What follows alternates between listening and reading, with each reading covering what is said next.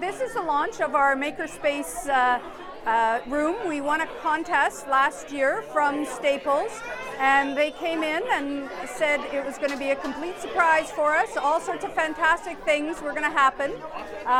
So over the summer, various things were sent to the school, and then yesterday they came in and closed the door and turned this ordinary classroom into this fantastic place for kids to learn. So actually here in the Ottawa region, it's at Allingswood Elementary School for the winners of the Makerspace contest. They're the successful candidate, hundreds of applications, they're the successful one. So we've built out STEM-related technologies in this classroom for all the students at the school.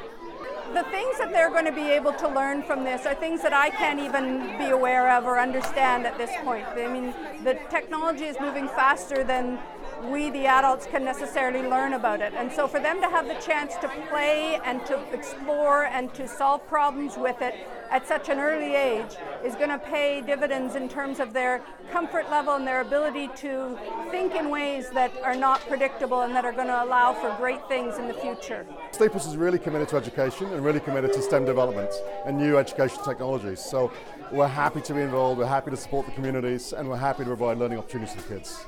The prize that we won was a $20,000 makerspace, the equipment to create that room. And we had been looking with our school council at starting a little bit of fundraising to start our own little version of a makerspace room, which many schools are doing.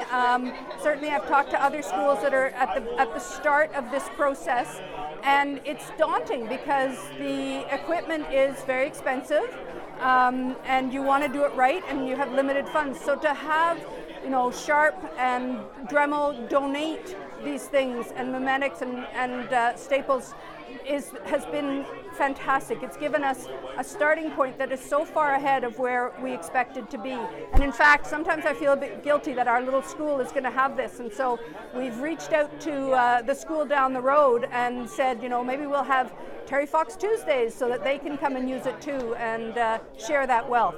The hope with these kinds of projects, Makerspace and Classroom Makeover, will hopefully encourage kids to get more involved in science and technology and engineering and mathematics. And it's even now art and design is playing a larger role in all this. And and I think for these kids, they're the future designers, engineers, mathematicians, computer science is the future.